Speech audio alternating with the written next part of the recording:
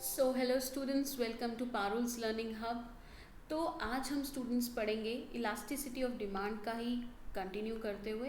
तो आज हम इस पर्टिकुलर वीडियो में हम इनकम इलास्टिसिटी और क्रॉस इलास्टिसिटी को डिस्कस करेंगे। अगर आप इस वीडियो को पहले देख रहे हैं तो इससे पहले आप प्राइस इलास्टिसिटी को पहले देख लीजिए।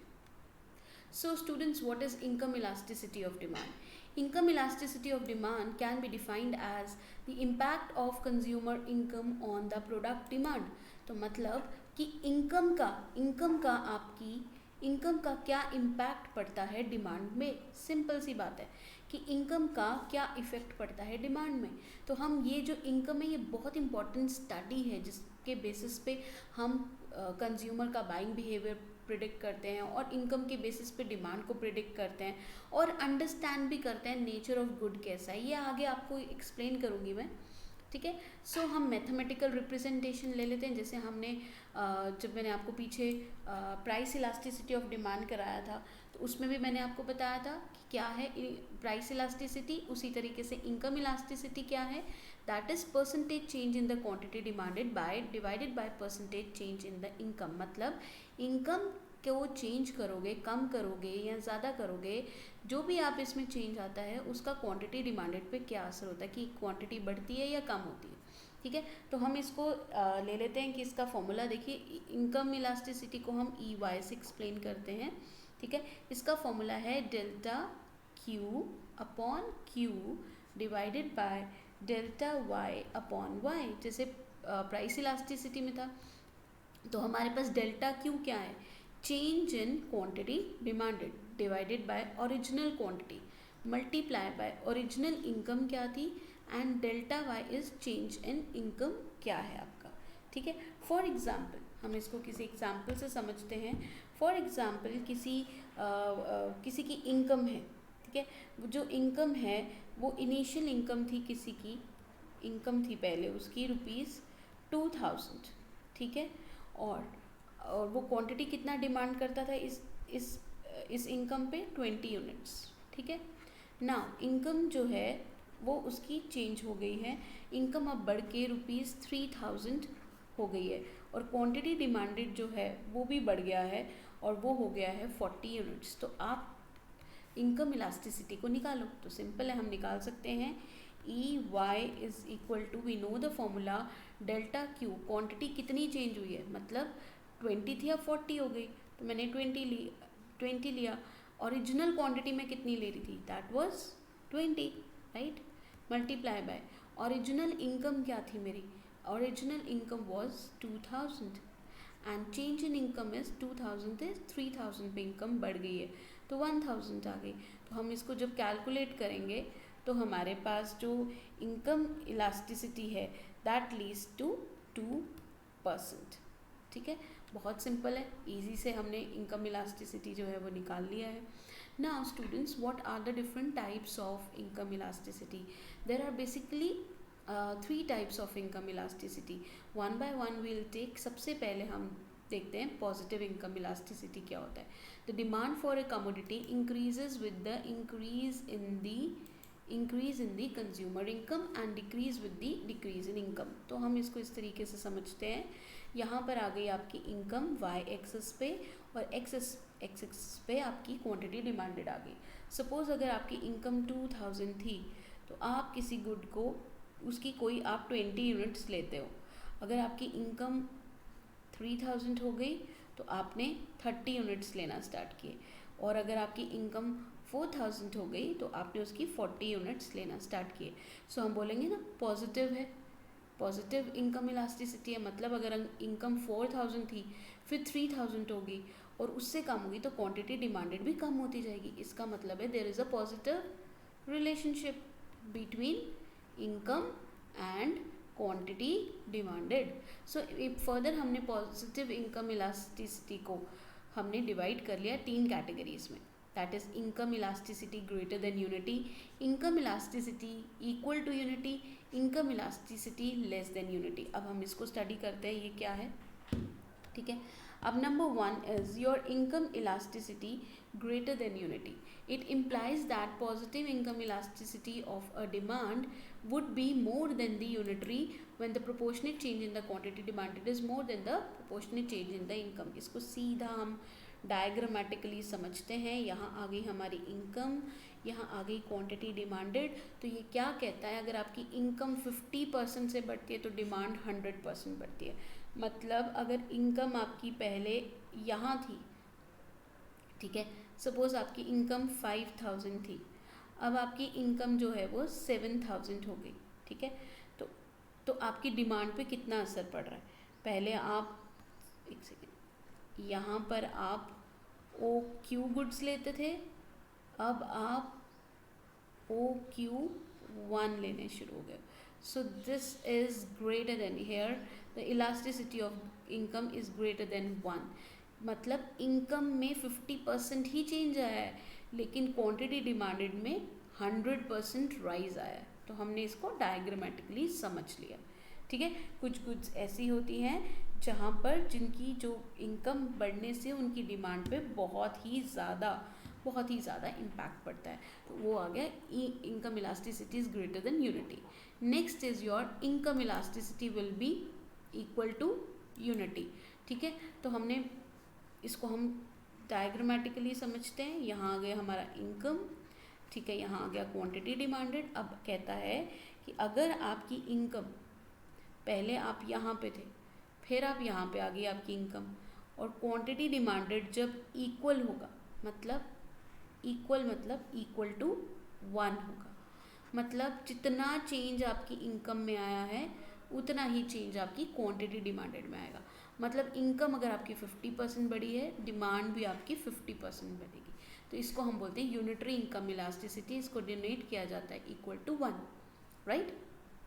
Next is income elasticity is less than 1.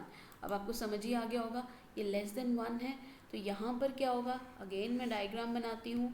यहाँ पर इनकम लेंगे, यहाँ पर हम क्वांटिटी डिमांडेड लेंगे एक्स एक्सेस पे, और यहाँ पर क्या होगा कि जब आपकी इनकम जो है वो अगर यहाँ पर हो आपकी इनकम, और अगर आपकी इनकम में राइज आता है, ठीक है, यहाँ पर इनकम में आपकी इनकम बढ़ती भी है, पर आपकी क्वांटिटी डिमांडेड में इतना फ़र्क नहीं पड़ता. क्यू से आप Q1 पे आए, ठीक है. यहाँ पे इनकम थी आपकी आय, और आप आय 1 पे आ गए, ठीक है. लेकिन आपकी जो क्वांटिटी डिमांडेड है, इनकम आपकी 50% बढ़ी है, लेकिन जो आपकी क्वांटिटी डिमांडेड है वो सिर्फ 25% राइज की है. मतलब इतनी तेज़ी से इसकी डिमांड नहीं बढ़ी. तो यहाँ पर हम बोलेंगे elasticity would be less than 1.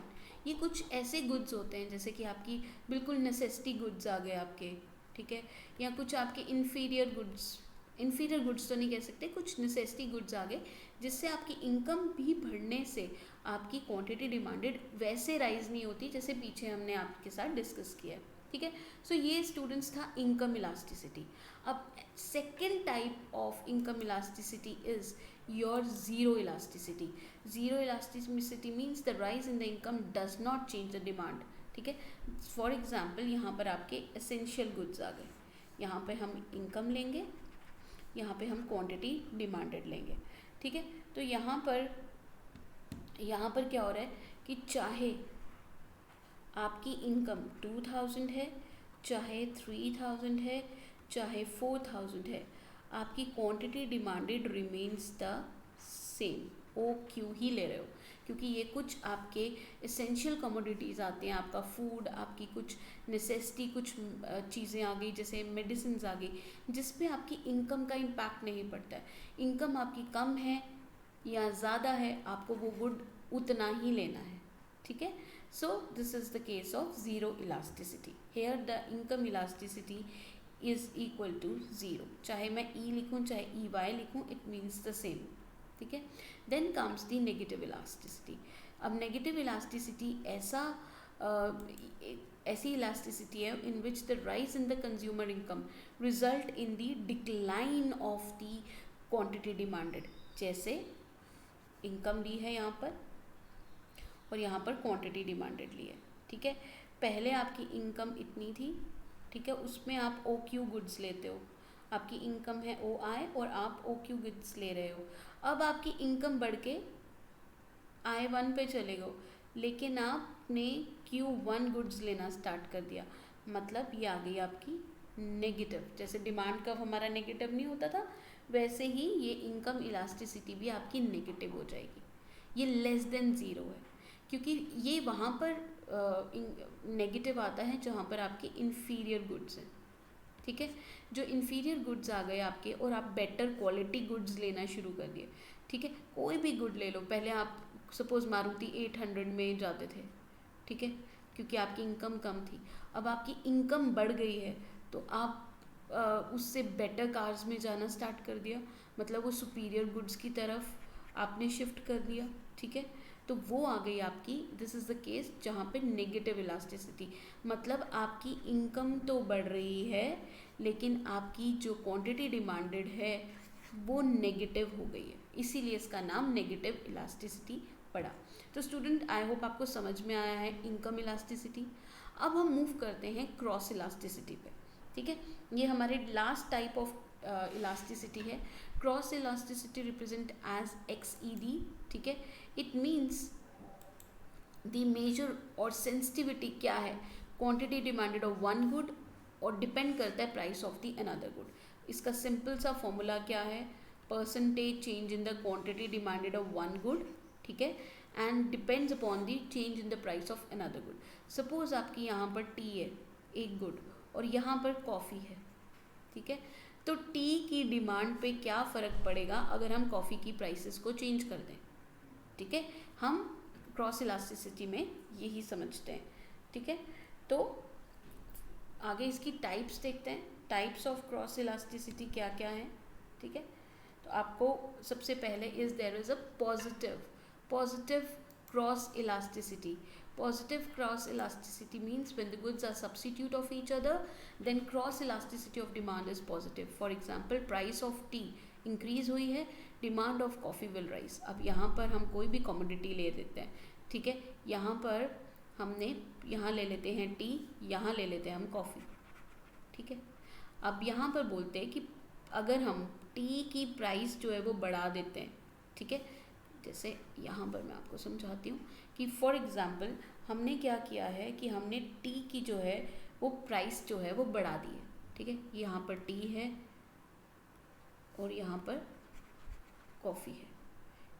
T की पहले प्राइस इतनी थी, अब प्राइस P1 हो गई है। ठीक है, तो उससे क्या हो रहा है, क्वांटिटी डिमांडेड जो है वो कॉफ़ी का बढ़ रहा है ना, वो क्यों आप कर रहे हो। अगर प्राइस P1 थी तो उसकी क्वांटिटी डिमांडेड कम थी और ये आ गया आपका पॉजिटिव। आप लोगों ने लॉ ऑफ डिमांड में पढ़ा ही है। फॉर एग्ज़ाम्पल यहाँ पर मेरे पास टी है, यहाँ पर मेरे पास कॉफ़ी है, अगर मैं टी की प्राइस को बढ़ाती हूँ तो उसकी डिमांड कम होनी चाहिए।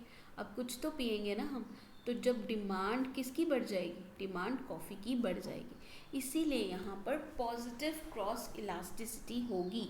Okay, next is your negative. ठीक है, अब आपको टाइप्स ऑफ गुड्स पता ही है, एक होते हैं सब्स्टिट्यूट गुड्स, दूसरे होते हैं कॉम्प्लीमेंट्री गुड्स। सब्स्टिट्यूट गुड्स वो होते हैं जो हम एक के बदले में दूसरा यूज़ करते हैं। उस केस में क्या होता है, एक की प्राइस कम होने से दूसरे की डिमांड बढ़ती है और vice versa. But complementary goods में क्या होता है कि एक की प्राइस बढ़ने से अगर उसकी डिमांड कम होती है तो जो कॉम्प्लीमेंट्री गुड है उसकी भी डिमांड जो है वो कम हो जाएगी। जैसे पेट्रोल और कार कॉम्प्लीमेंट्री गुड्स है। अगर सपोज करते हैं प्राइस जो है वो कार्स की कम हो गई, लॉ ऑफ डिमांड लगाओ, डिमांड इसकी बढ़नी चाहिए कार्स की, और किसकी डिमांड बढ़ जाएगी, पेट्रोल की भी, क्योंकि बिना पेट्रोल के तो कार चलेगी नहीं। तो ये केस है आपका कॉम्प्लीमेंट्री गुड्स का। तो यहाँ क्या है, in case of complementary goods cross elasticity of demand is negative. A proportionate increase in the price of one commodity leads to the proportionate fall in the demand. मतलब ये बोल रहा है increase in the price of one commodity leads to the fall in the. अगर अब ये case यहाँ पर इन्होंने पॉजिटिव ले लिया, अगर कार की प्राइस बढ़ जाती है तो इसकी डिमांड क्या होनी चाहिए, कम, और पेट्रोल की डिमांड पे क्या होगा, वो भी कम हो जाएगी। तो अब हम पढ़ते हैं, a proportionate increase in the price of one commodity leads to the proportionate fall in the demand of another commodity because both are jointly demanded, इसीलिए ये नेगेटिवली स्लोप है। अगर यहाँ पर जो कार की है प्राइस बढ़ा दो, पहले ये थी, अब प्राइस जो है इसकी बढ़ा दोगे आप, तो जो उसकी क्वांटिटी डिमांडेड है वो भी कम हो जाएगी। पेट्रोल की जो क्वांटिटी आप डिमांड कर रहे हो वो भी कम हो जाएगी। So this is the case of negative. Then comes the zero elasticity. Zero elasticity students वो वहाँ पर होगी जहाँ पे two goods are not related to each other. दो टाइप्स के गुड्स होते हैं ना, एक तो आगे सब्स्टिट्यूट टी नहीं तो कॉफ़ी, एक आ गया आपके कॉम्प्लीमेंट्री गुड्स, ठीक है, जैसे आपका ब्रेड बटर, ठीक है। और तीसरी कैटेगरी आती है वो goods which are not related to each other, like increase in the price of car does not affect the demand of cloth और कार ना दोनों सब्स्टिट्यूट हैं ना कॉम्प्लीमेंट्री गुड्स हैं। इस केस में क्या होगा, अगर आप यहाँ पर कार की प्राइस को बढ़ाते हो, यहाँ से यहाँ ले जाते हो, तो क्लॉथ, यहाँ पर हम क्लॉथ लेंगे, उसकी डिमांड पे there will be no change, zero change आएगा। सो ये केस हो गया आपका type of cross elasticity. So student, thank you for watching this video. अगर आपको वीडियो पसंद आ रही है तो लाइक करिए, बेल आइकन दबाइए, सब्सक्राइब करिए चैनल्स और शेयर करिए अपने फ्रेंड्स के साथ, अपने छोटे भाई बहनों के साथ, और please keep motivating your teacher also. Thank you.